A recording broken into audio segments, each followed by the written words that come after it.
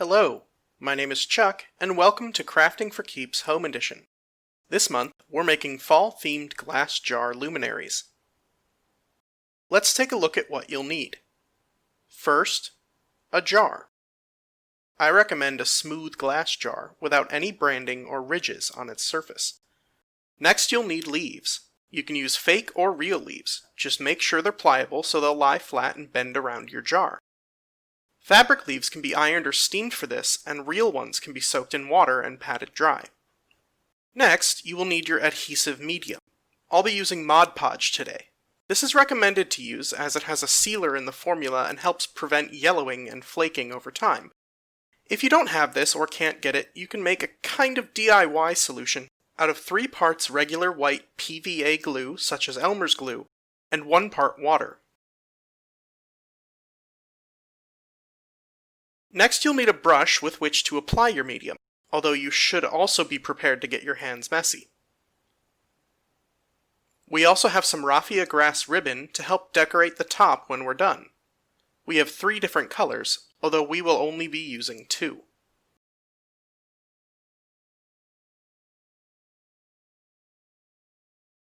Finally, you may need a cutting implement if you want to remove excess or stems from your leaves and to cut the raffia.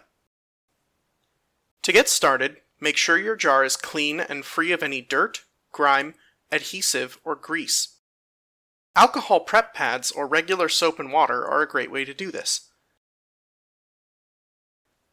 When it's clean, give it time to dry.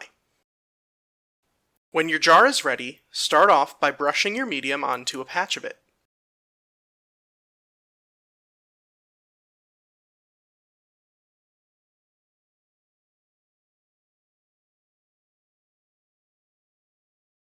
Make the patch roughly the size of the first leaf you want to attach.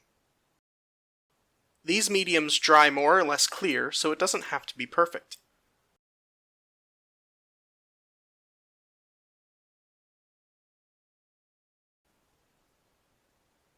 Next, apply a thin coat to your leaf.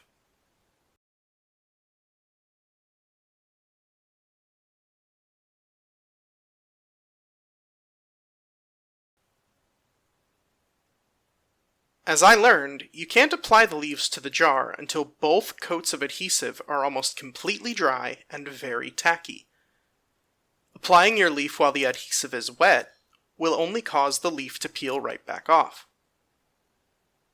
When your adhesive is ready, press the leaf onto your jar, and starting at the center, apply pressure evenly and firmly, moving steadily outward and driving all of the air bubbles out from underneath your leaf. This helps to make sure that the leaf is lying all the way flat against your jar.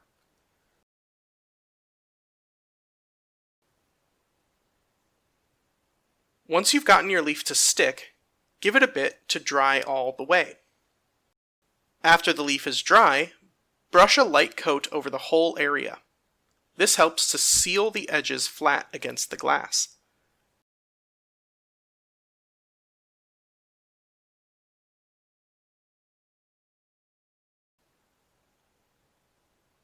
You can repeat this process as many times as you'd like around the outside of your jar. I experimented with areas that were completely covered, as well as some places that had more negative space.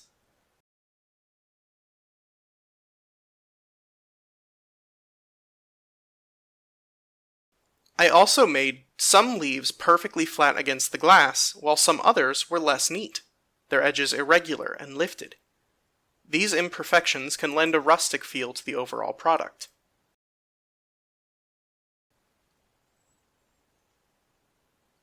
The process remains the same until you're done attaching leaves. Brush a layer of adhesive onto the jar and the leaf. Let them dry almost completely, then press the leaf on, with either your fingers, the brush, or both.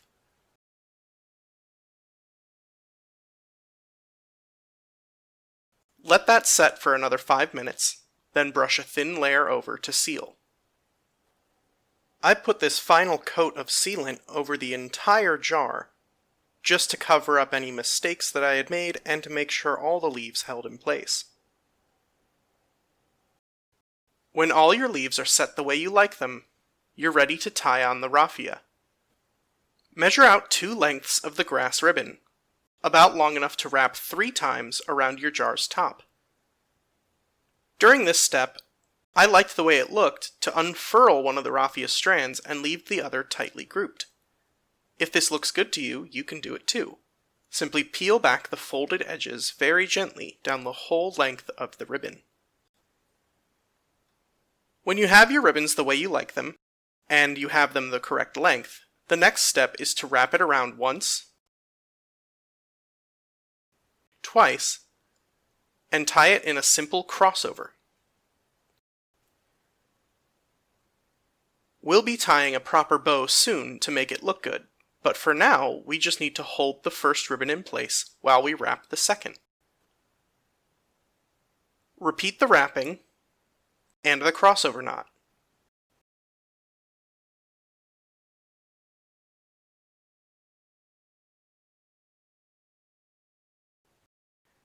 Now take both strands of raffia and tie a bow. Be very gentle during this step as raffia rips easily. When you're finished with your bow, you can play with the loops and the hanging strands to get them to just the right length for your taste.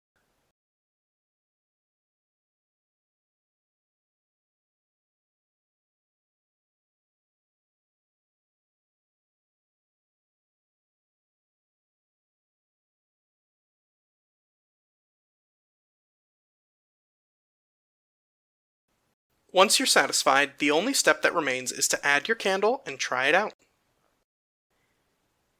If you're using a flameless electric candle, you can gently screw on the outer lid for added decoration.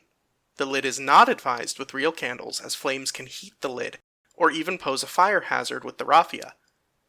Never leave a lit candle unattended. Thank you for watching, and happy crafting!